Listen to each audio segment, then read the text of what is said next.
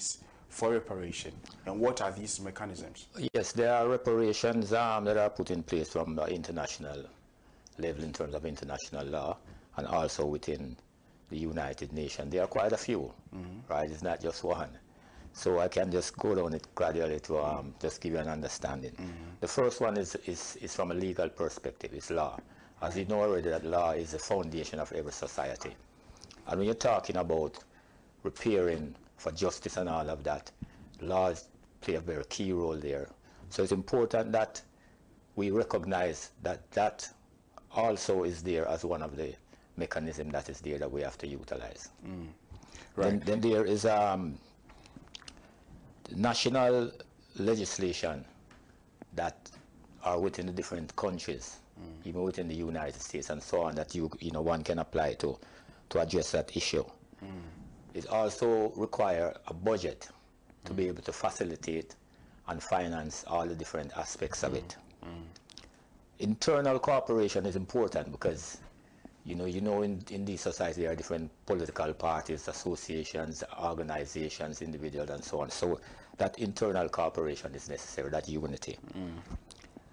Debt cancellation is a key, one of the mechanisms that is there, because Africa has been struggling a lot because of borrowing money, taking loans here and there from international funding organizations that are not in the best interest of our country.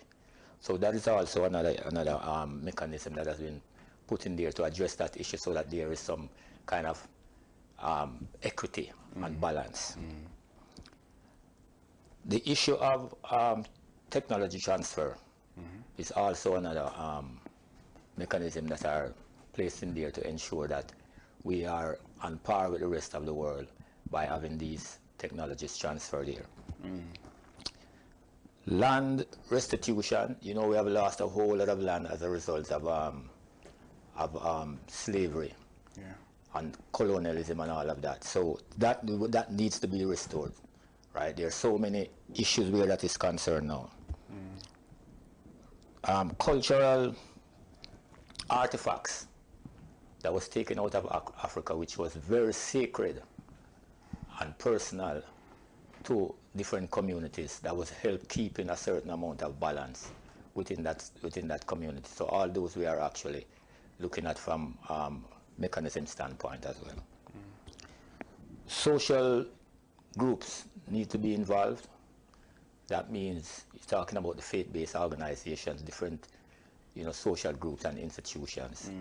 So those are some of the basic ones that are there to help deal with the issue of reparations. Now, why are these mechanisms not being implemented by the African Union? You've listed a number of very wonderful, that's interesting. very wonderful, very forward-looking mechanisms that, when implemented, of course, it will help in reparation. But it appears that this is not being done. And what exactly do we need to do to ensure the implementation of these mechanisms?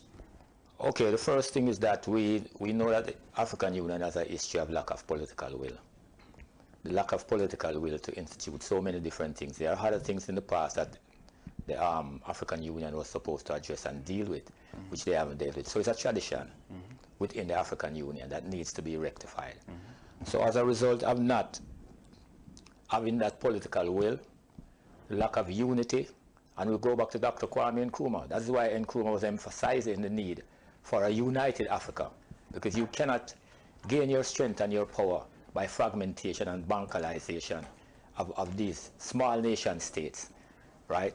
It's very important for that unit to be established. Oh, interesting. And do you see any frantic efforts being made by the African people, especially in terms of unity? Are we making any headway at all, or you're seeing that we are not making any progress, and so it is very difficult to arrive at that collective decision making point where we come together as a people in order to reclaim what we have lost in the last 400 years? Yes, it's a major problem because of the same disunity and the balkanization, as I said, in terms of in Africa, different African countries. There are quite a few organizations internationally across the world that are pushing forward for reparations in many different countries, not just in Africa. But that unity which is lacking, even though you have the 6th region and then there's the African continent here, that needs to come together much, much stronger so that, you know, the institution itself can be effective. And that is one of the main problems. But again, my question, do you see that we are in any way gearing towards that? Is it going to happen? Is that going to happen? I would use. Are you optimistic about that? I am optimistic. I'm very much optimistic. I look at what is happening in the AES, which is a perfect example. That political will to nationalize, that political will to defend your sovereignty, that political will to take action where your resources are concerned. That gives me a lot of hope and let me be very optimistic. So we have an example. It's not that we don't have an example. We have an example that is working so far, and that is where we need to look and to extend that, spread that across the African continent, so that, you know, we can achieve those goals and aims. What is currently happening in Burkina Faso has been referenced by many people as a shining example of what African countries should, you know, follow or emulate. Do you share in such, you know, an assertion? Yes. First thing is integrity, courage, boldness to stand and defend what you believe in, and by any means necessary, whatever price you have to pay for it. That is a very good example. The fact that integrity has been placed at the forefront, integrity and sovereignty has been placed at the forefront in terms of getting to that point, is a key point that most of the other African countries should emulate. The example of the unification of the 3 African countries in West Africa here, which is the AES, that is a clear example that other African countries need to emulate, that can put us on the path. Right, and this will be my final question before we play that footage by President John Dramani Mahama at the launch of the, I mean, it has got to do with reparation, and the theme, it was in Addis Ababa, of course. Yes. We all know the historical importance of Addis Ababa, the capital of Ethiopia. But like I said, this is going to be my final question to you. What has been the response of the, for the want of a better word, if I should put it this way, what has been the response of the culprits of these systemic, you know, racism and slavery and colonial exploitation, the culprits of these crimes? Right. What have been their responses for or to reparation? Oh, it's been nonchalant. It's not forthcoming, and they're trying to find a way out of it to not pay reparations. So they try to find different policy guidelines and agreement to pacify Africans, which is something that is very counterproductive as regards to what we're trying to achieve. So I would say definitely it is not forthcoming. You have a few situations here where they have given reparations, but it is not from the standpoint of what we are expecting in terms of reparatory justice, from that full legal standpoint. So it's important that a strong legal framework is established to ensure that it goes in that direction. Right, and of course it is a united front that would actually help. Exactly, and that is what President John Mahama emphasized, is the need for strong united action and also strong institutions, because with weak institutions you cannot really get the work done. So those are two of the main things which he emphasized that will affect this. Right, let's go take a look at this video by President John Dramani Mahama at Addis Ababa in Ethiopia. He had so much to say about reparation. We must continue to advocate for stronger legal and institutional mechanisms at the national, regional, and international levels to ensure that reparatory justice for the historical trauma inflicted on global Africa is not just a conversation, but a reality. So that was President of the Republic of Ghana, His Excellency John Dramani Mahama. Now, I still have Rasa Swad Nkrabia, founder of Food Sovereignty Ghana, here with me in the studios. Ras, what mechanisms were the president talking about? Well, I mean, in summing up, he basically spoke about the importance of a united action, right, and strong institutions. Then he went on to break it down into other sections. He spoke about the restoration of what was lost, which is to restore the dignity, restore the pride, restore the honor, you know, to give people that self-worth. Then he also added that the stolen artifacts should be returned.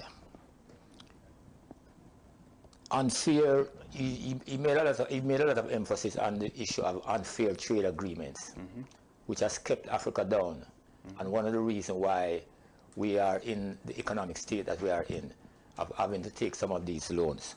So that is also another emphasis that he made. Ensure economic and educational opportunities for us, so that we can keep up with where the world is going in these times. Of course, he made mention of the fact that an apology and acknowledgement is important, which some of the countries in the world don't even want to give an apology nor an acknowledgement. And he emphasized the need for that as well. So that is basically, you know, what I gather from what he has said. Right, right. And all of these mechanisms, like we said, when implemented, should see that reparation dream come to, you know, life. But I want to find out from you. Some people think that we as a continent, we as Africans, are only asking for reparation because as a continent, we feel that we are in a terrible place, and we have just decided to blame someone for our current situation. Why is it so important that we are reparated? It's important because an injustice has been done, and just as Peter Tosh says, where there is no justice, there is no peace. So that peace needs to be restored on the continent.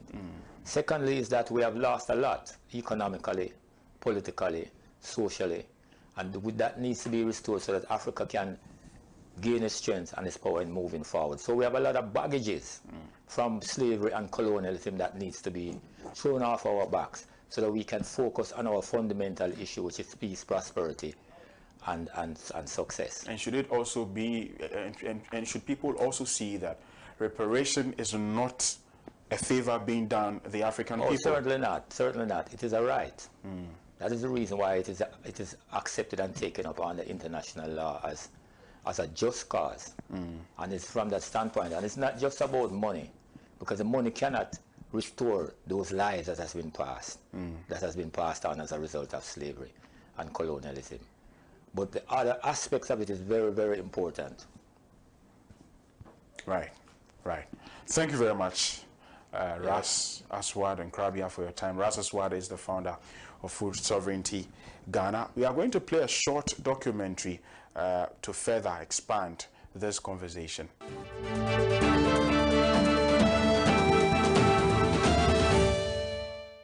Injustice that's happening to my people.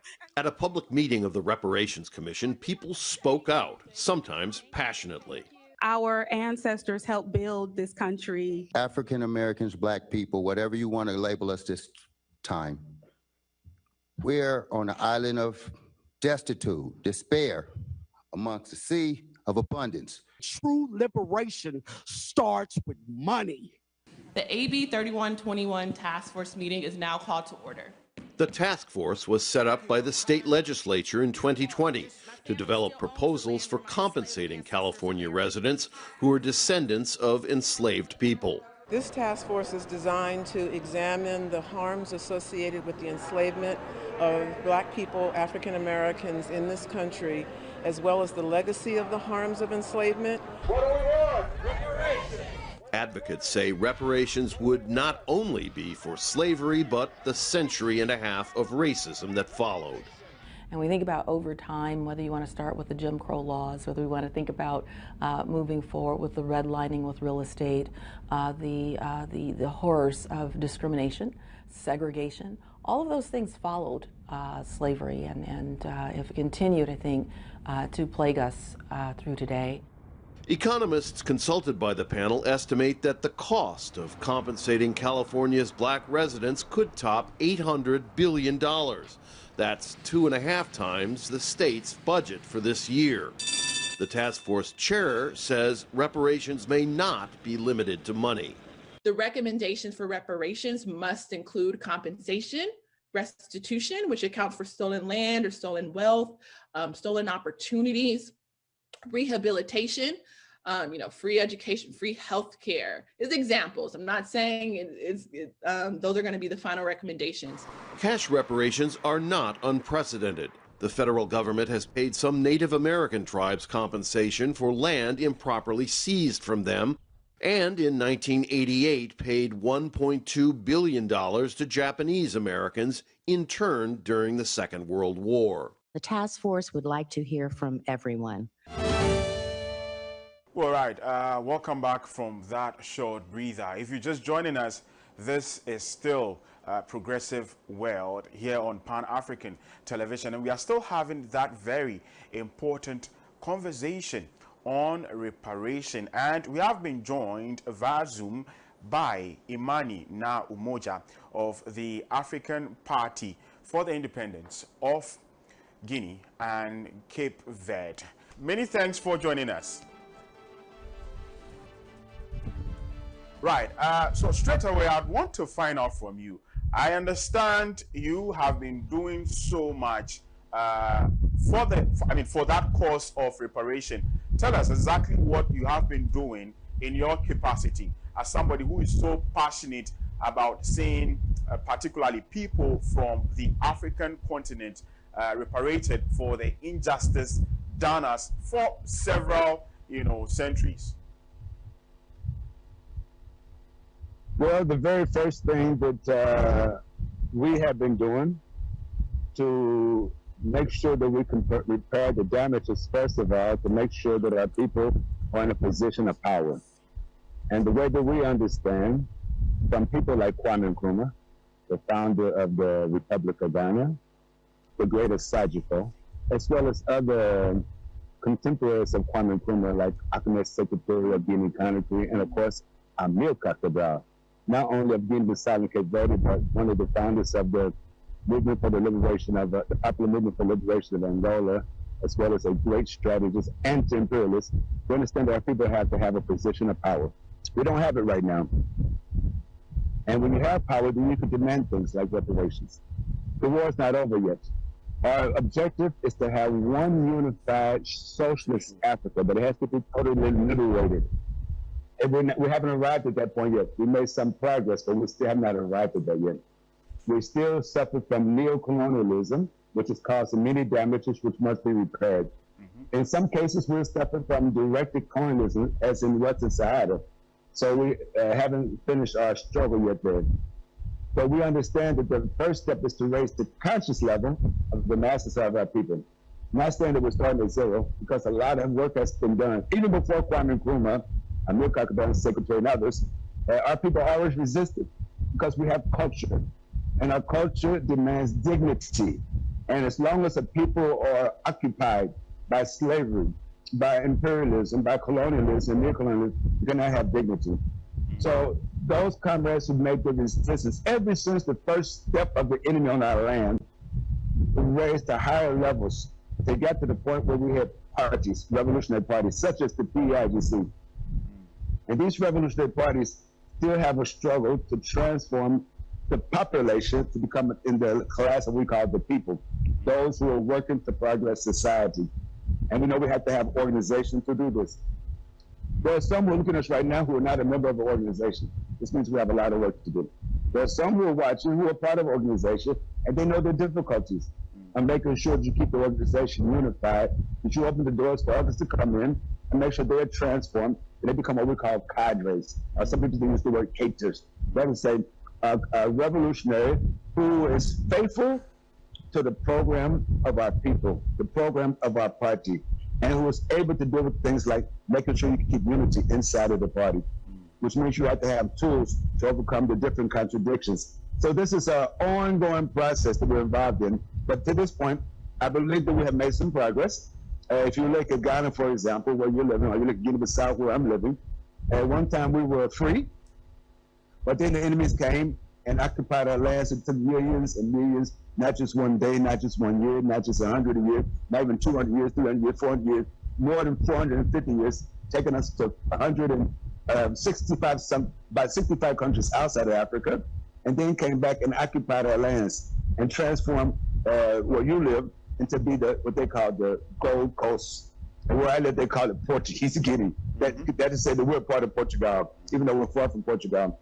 So our people resisted it, but it created a more high level of consciousness. But there's still some, as I said, who are watching us, who haven't got to that point where they say, I must be active in that. We think that's the first step. We don't think that we can demand reparations from a position of weakness. Right. If you're a slave, you're tied up.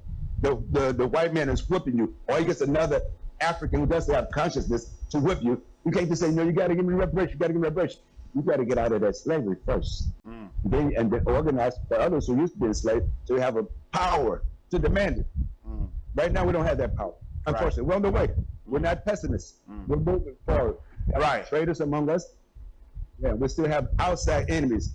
Those same enemies that you see that are committing suicide against the Palestinian people, those same enemies who are trying to attack China, who attacked Iran, who've attacked many parts of Africa, that same enemy that occupies, that settler colonies, the different parts of America, are our enemies as well. So we're not confused. We know that the enemy is still there, but we know the enemy is beatable. We will beat them. It's inevitable that our people win.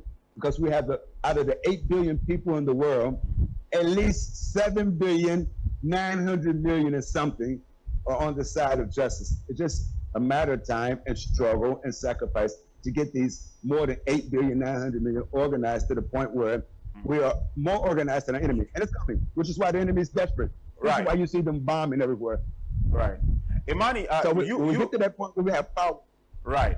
Imani, you are very optimistic about this becoming a reality. But I mean, there's scores of people out there who are a bit skeptical about the success of this particular course. Now, I want to find out from you, is it possible to meaningfully compensate for atrocities like slavery, genocide, and colonialism? Now, you're also saying that we need to come from a place of strength. Of course, one country or just one person cannot fight for this cause. We need to come together, put our energies and strengths together to make this a reality. How is that going? Is there any hope? Is there any scintilla of hope that the African continent, the 54 countries on this continent, are going to come together as one monolithic entity to fight for this cause? I would like to say two things about that. First of all, it's not possible to compensate for the loss of one single life. Right. Let alone millions of lives. Let alone millions of lives over hundreds of years. It's not possible. But you will have to pay. The payment that you will make is not enough. It can never compensate for that, for the damage that's caused. We used to have our own universities. We were studying sciences. And you came in, not you, but the enemies, the imperialists, in the form of different types of colonialism, classic colonialism, indirect colonialism, and settler colonialism, and now neo-colonialism, have come in and stopped that progress. They, like, for example, in Guinea-Bissau, where I live, they refuse to let us go to school. We used to have schools. but they refused to allow us to go to schools. It got to the point where out of 100% of our people, less than 1% were going to what was called a school. More than 99% were not going to any school. And if you look at that less than 1%, they officially was going to some type of school. It was mainly the Catholic missions, where they learned how to do catechisms in Portuguese language, normally the pi, fear, spirit, or something, but not learning sciences and technology. So they caused a lot of damage, caused the loss of lives. They caused forced labor where many people died in the process. They caused us to die in nearly, some people say 300 million in the transatlantic slave trade alone, let alone the misery they left behind. That's the first thing I want to say. We cannot compensate that, but they will have to pay something. Second thing I want to say, the reason why we're optimistic is because our analysis of the reality. Our analysis of the reality is that we have faith in our people. Now, when we say people, we're not talking about every human being that walks Earth. When we say people, we're talking about that segment of the population that is conscious and that is ready to, because of their love, they're ready to make the ultimate sacrifices to make sure the society goes forward. That's what we call the people. Now, those who are walking around, we sound kind of like sleepwalking, saying, I ain't got time for this. You know, y'all take care of this. Me, I got to go to work. No, I got to go to this party. I got to do this. I got to do this. Those are what we call the population. They're not the enemies. But unfortunately, right now, they're not making conscious efforts that move the society forward. But then now we also have the enemy. And some of the enemies look just like you and I. They might have grew up in the same village or even the same house with us. But because of their bad consciousness, by putting their bellies first, they're ready to let go of their dignity so that their bellies can be full, and then their bellies never get full. They got to have this big house, they got a car, and sometimes even a private airplane. It's never enough of them. So they have put themselves on the wrong side of history. But we have faith that they're the enemies, but we have the faith that they're weak. We have the faith that they're isolated, and the links with the external enemy is very weak, weaker than they think. But with our people, because of our culture, our great culture that's been developed over the thousands of years, we can say millions of years, because of our great culture, the people organized will make miracles. I would like to give you one example of where I'm at right now, Guinea-Bissau. I told you that during the time of Portuguese colonialism, more than 99% of our people were illiterate. If you were to look at Guinea-Bissau 70 years ago, 60 years ago, or 80 years ago, and somebody would tell you that these illiterate people who are eating maybe one meal a day, walking around barefoot, that they will be able to organize themselves to become so strong that they will learn how to use sophisticated weapons and will be able not only to defeat the Portuguese colonialists, but the NATO, the North Atlantic Treaty Organization, that is which is leading the Portuguese colonists by remote control. That is to say, they supplied the fighter jets from the U.S., from Canada, the machine guns and the hand grenades from Italy, from France, from Western Germany, from Spain, from England. If I were to tell you that, or if somebody was to say to you, these people would defeat the Portuguese colonists and you'd probably say, no, I think you're a little crazy. How can these illiterate people who are bad people learn how to use these sophisticated weapons and be able to defeat this big, powerful group of army? But they did it. So it's a miracle. It's not an abstract miracle. It's a concrete miracle. It came from that energy that comes from our culture. And culture is not static. It develops all the time. So when you take people in Ghana, people in Guinea-Bissau, people in Africa, along with the other peoples in the world, because we're talking about there's reparations that are due to many parts of Asia. Right. The reparations that are due to people of Latin America, because they too suffered massacres. They suffered colonialism. And they still suffer neo-colonialism. You have people who, just because they want to progress, now they're the targets of imperialists. What are the people in China, for example? What are the people in China doing? Do you see them colonizing anybody? No. Do you see them invading countries? No. But because they're outproducing the imperialist countries, then by their instinct, like by their negative conscience, the imperialists say we got to attack them because they think that's the rules of the game. So they also do reparations.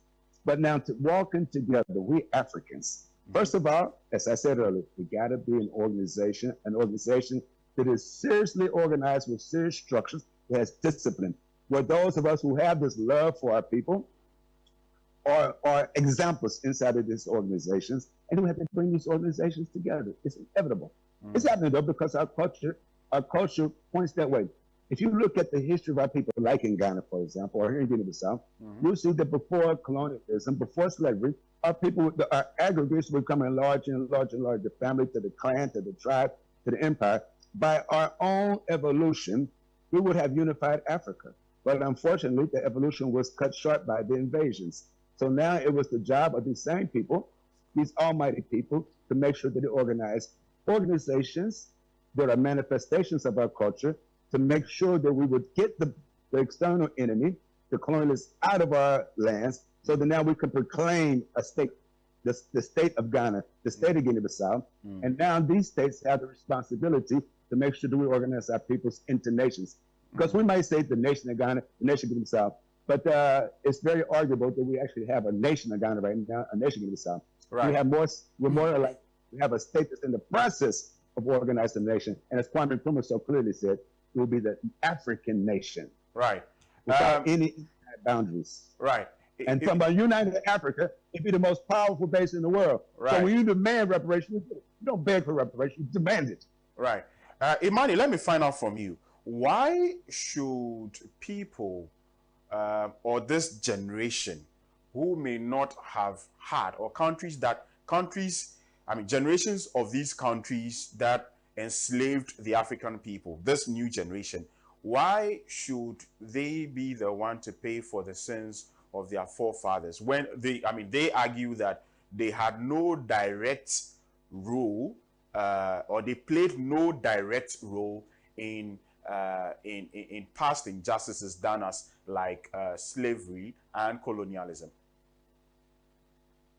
You know, we're not asking a citizen of France or a citizen of Amsterdam or citizens of Belgium or a citizen of England or Spain or Portugal to go into their pocket and give you money or to give you money. We're not asking for that.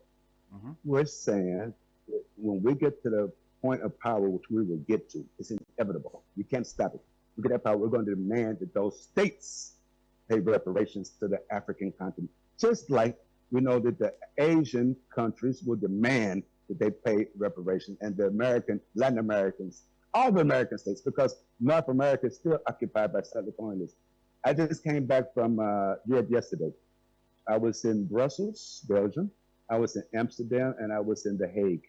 And each place that I went, I saw a lot of buildings that were built with the blood of African people, with the money that comes from Africa. Right. Including, I saw a big chocolate store, and I thought about Ghana. Even though I know chocolate also comes from Cote d'Ivoire as well, but I really thought about you all in Ghana because I know that Amsterdam doesn't have any cocoa trees. It doesn't have any cocoa trees.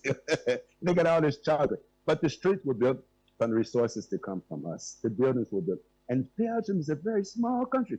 Yeah, there are many more people who live in Ghana than the whole population of Belgium. But they've been sucking up the resources from Ghana, from Guinea-Bissau.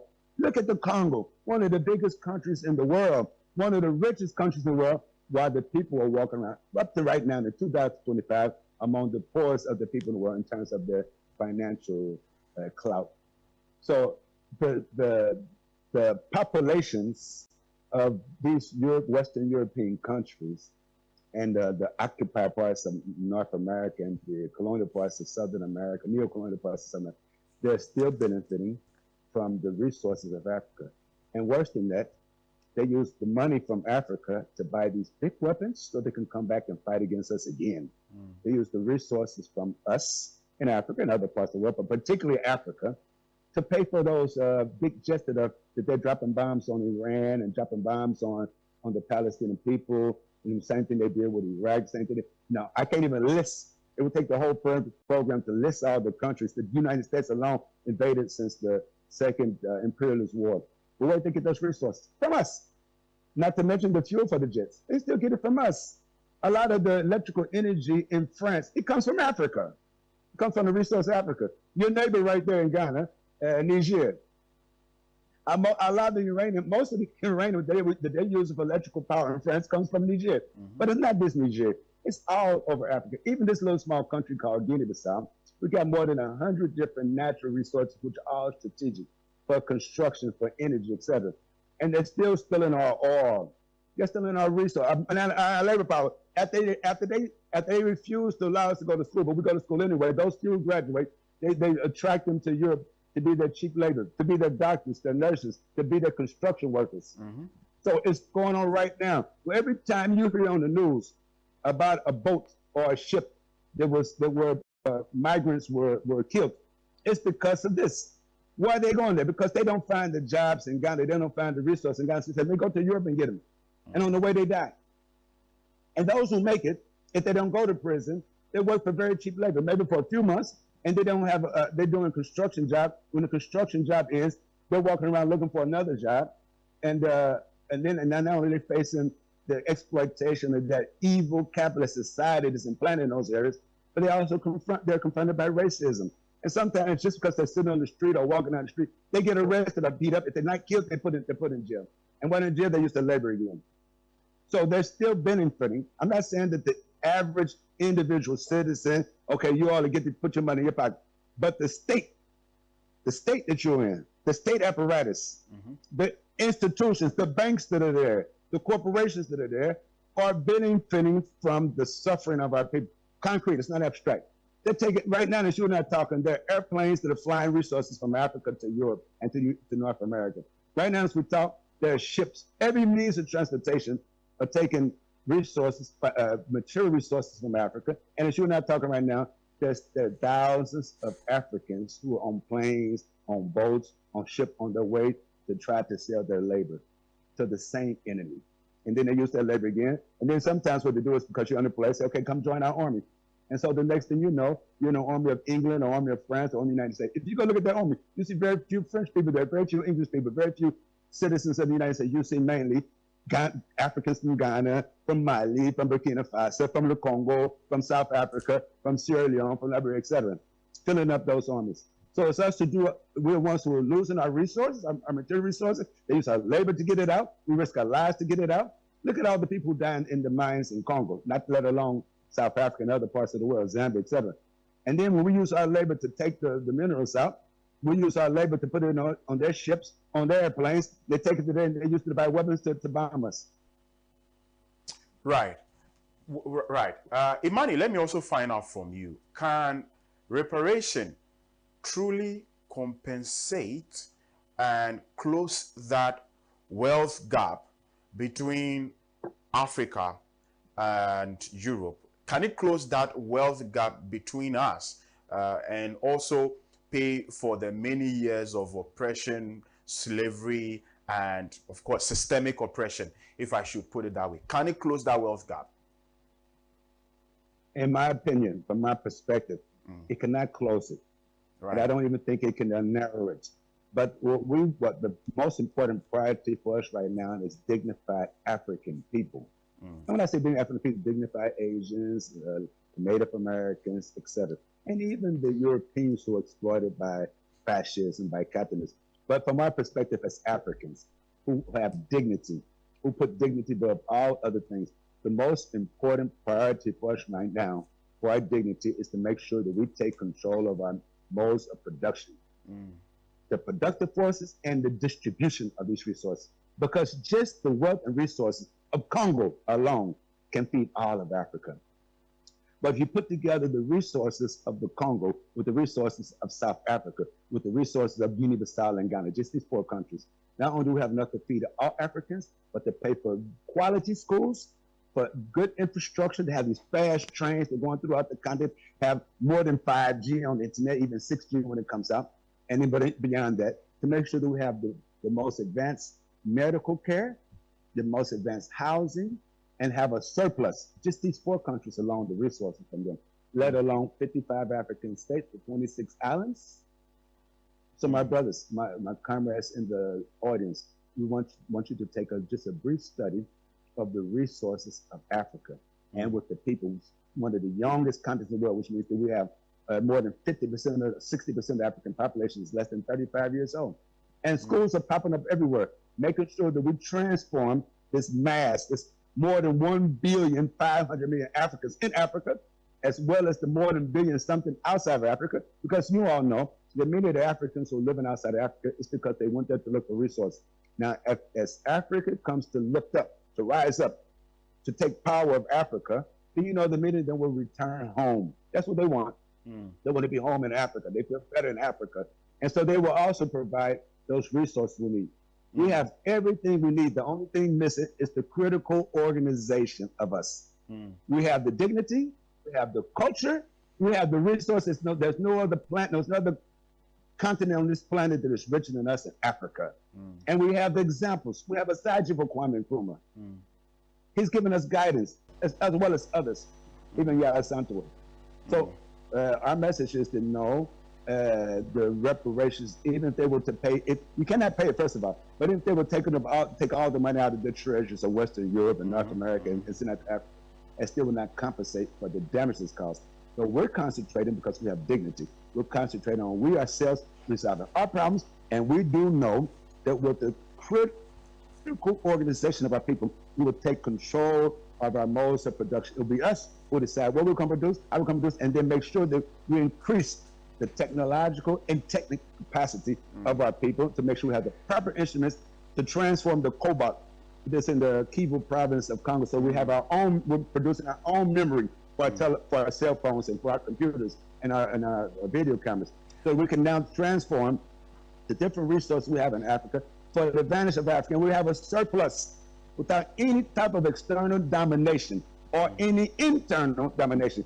The party of the people will control the conception, the decision, the implementation, and the consolidation of our resources and our visions of development, making sure we resolve all the necessities as well as the luxuries of our people. Understanding the development is not a single event, doesn't reach a certain point and say you develop. It's an ongoing process. And we have faith in our people because we know that our people, just like we have the love for our people, there are millions of Africans who have love for ourselves. The only ones who don't have love for ourselves are those who don't know anything about Africa. Right. So we have to make sure they learn about Africa. Right. They learn about our great past, about how the contribution we made to humanity. They'll be proud to be Africans. And if you say, I'm going to give you $20,000 to go to England, say, no, let me stay in my homeland. I have dignity. Let me have to organize our people because we're on the correct path. Right. There are a lot of those who think, there are a lot of Africans who think like this. Dignified Africa, and we salute you, and we thank you. Right. And we encourage you to keep on. We're on the right path. Right. Thank you very much, Imani Na Umoja, for your time this morning. It's been a pleasure, and we have learned a lot of insights and in-depth, knowledge from what you have told us this morning on, or this evening on, reparation. Thank you so much. Well, it's me who want to say Madasi. Right, and so many thanks to you, Imani Na Umoja, joining us via Zoom all the way from Guinea-Bissau. Of course, we are still on this conversation about reparation, and coming up after this short breather, we still have Comrade Kwesi Pratt Jr. of the Socialist Movement of Ghana. He would also join us with his own insights. He's actually authored a book on reparation, and he'll be telling us more on this. Do stay.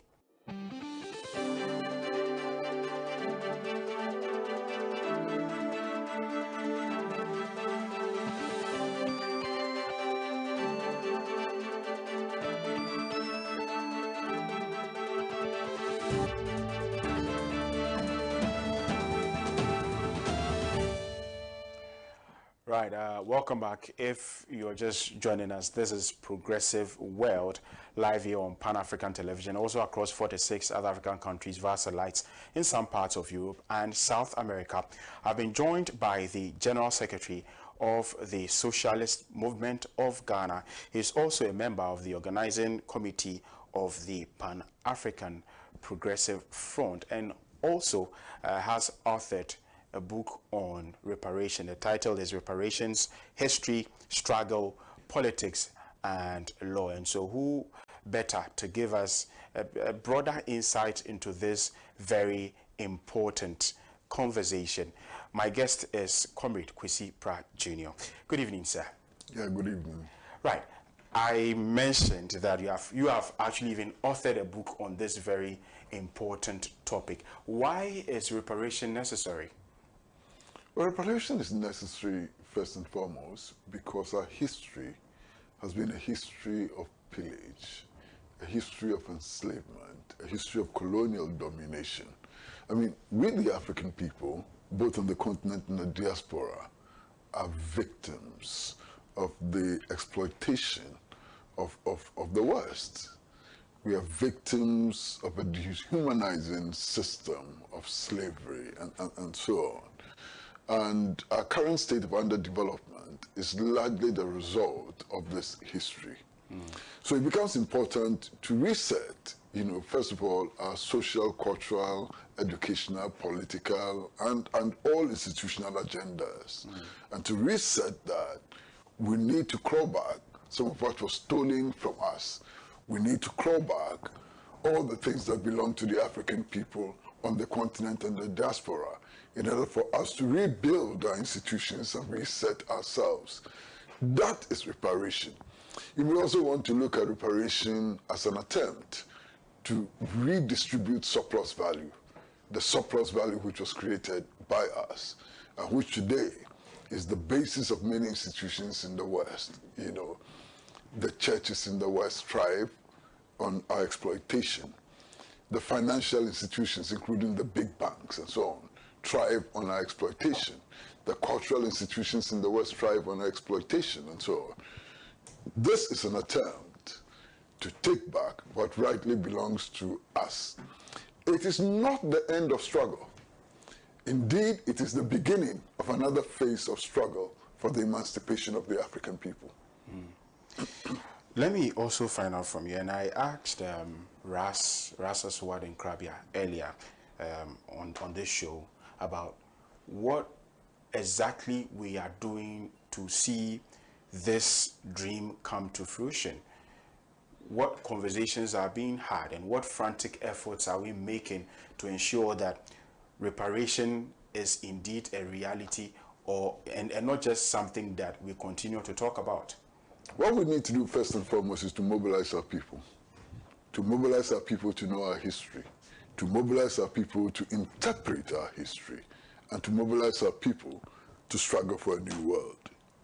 You understand? I mean, many people today look at the West, say, wow, the West is developed, and so on. Yes, the West is developed. But what are the things that contributed to the modern infrastructure which you see in the West and so on? All of that was built on our backs.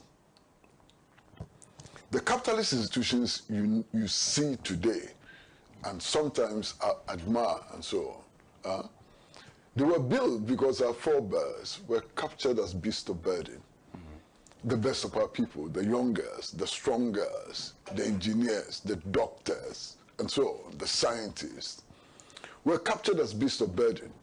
And they worked in the Americas and Europe, you know, for no pay for hundreds of years. This is the accumulation which led to the building of today's capitalist world, of the West today and so on.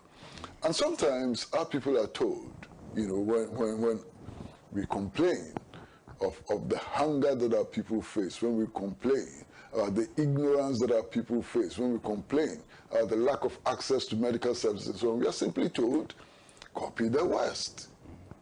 We've been told many times to copy the West. The truth, however, is that it is not possible to copy the West. And it is not possible to copy the West simply because today we are not in a position to capture others as slaves to work for us for hundreds of years without pay. That option is not available to the African people. We are not in a position today to colonize other people, to steal their resources for hundreds of years. That option is not available to us. And we are not today in a position to impose no colonial hegemony on other people, where we steal their resources, you know, and so on. So the only option open to the African people today is mass mobilization based on the principles of self-reliance and within the context of African unity. That's the only option open to us. So reparation is a struggle. And reparation is a continuation of the struggles which were started by W.E.B. Du Bois, by Marcus Garvey, by Nkrumah, by Sekou Touré, Modibo Keita, and others. It's a continuation of that struggle. And it's a continuation of that struggle to assert our independence. It's a continuation of that struggle to develop new models, you know, of development. It's a continuation of that struggle to gather resources to reform our education. It's a continuation of that struggle to assert that African spirituality is not inferior to European spirituality. It's a continuation of that struggle to assert that we are not Africans by mistake, and we are proud of being Africans. And as Africans, we can move forward into the future, that future in which the world will be without a bomb, that future in which all of us will thrive, in which hunger will be banished, and which, no matter where you come from, we will find solutions to disease and ignorance. This is reparation. Some people also think that reparation is just about monetary pacification. What about healing? What about the restitution of power? Reparation is not just about collecting money from our former colonial adventurers. I refuse to call them colonial masters. They are not masters. They are adventurers. They are buccaneers. They are thieves. They are criminals. I refuse to call them the names that others call them. So reparation is not just about collecting monies from them. Reparation is about rebuilding the African confidence. Reparation is about struggling in order to take what was stolen from us. Reparation is not the end of struggle. They're not asking for payment, you know, for the Africans who were brutally treated. I mean, how much money can pay for between 12.6 million to 17 million people who were uprooted from their roots, who were brutalized and so on? No amount of money can pay for that. No amount of money can pay for the lynching of black people on the slave plantations. No amount of money can be paid for the destruction of our culture. But we need resources in order to rebuild our institutions. So we are not asking for payment for the wrongs that were done to us. We are beginning a struggle to right the wrongs which were done to us. That is the context within which I see reparations. So some people are also of the perception that we already received some form of aid from these colonial powers and their institutions. I want to find out from you, in that sense, is it woefully inadequate? Is that necessarily what we are asking for? What they claim we receive, which they call aid, is nothing but an attempt to keep us ensnared in the web of slavery. Indeed, others have described this so-called aid as foreign policy instruments. You do what the United States of America wants you to do, and then they give you crumbs through US aid and others. You do what the British want you to do, and then they give you crumbs from what they have stolen from you. You understand? You do what Germany wants you to do, and they give you crumbs from what they have stolen from you. That is what they describe as aid. Africa would not be developed because it is given so-called aid by the Western capitalist countries. Africa will be developed when it takes full control over its resources and exploits its resources for the benefit of the African people. Africa will move forward when it is in full control of the development of its cultural institutions. That is the only way Africa can move forward. Africa must play a role in the development of science and technology suitable and applicable to the needs of the African people. That is the way forward for the African people. Why does the idea of reparation provoke some strong resistance, especially from these colonial adventurists, as you put them? I haven't seen a thief anywhere willingly return stolen items. It doesn't happen. The thief doesn't have the morality to return stolen items. Otherwise, the items would not have been stolen anyway. So I can understand the resistance. I can fully understand that resistance. But that resistance must not be allowed to become a stumbling block in the path of the building of a new Africa.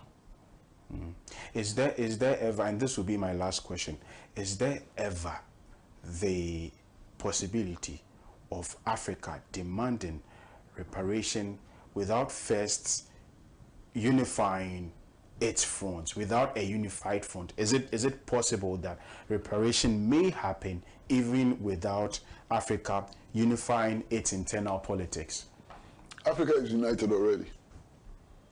The peoples of Africa, everywhere, in Kenya, in Burundi, in the Congo, in Togo, in Nigeria, in Ghana, all of us are united by the common aspiration to solve the problems which confront us.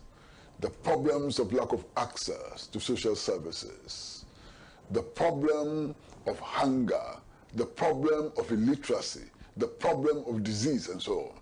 That's the point of unity. We have not built that united Africa that Nkrumah dreamt about, but our peoples are united. Indeed, our leaders have most often betrayed us because our leaders have not committed themselves to this cause of total liberation. Total liberation from the clutches of dehumanizing poverty. But we the people in the trade union movement, we the people in the mass movement, we the people in the youth movement, and we the people in the women's movement are committed, fully committed, to building that Africa that I've spoken about. Thank you very much. Comrade Kwesi Pratt Jr. Is the General Secretary of the Socialist Movement of Ghana. Is also a member of the organizing committee of the Pan-African Progressive Front, and has also authored a book which will soon be launched on this very important topic: reparations, history, struggle, politics, and law. That is the title of the book. It's been an interesting conversation here on Progressive World. This evening we have not only learned about reparation, we have also learned about how to get them.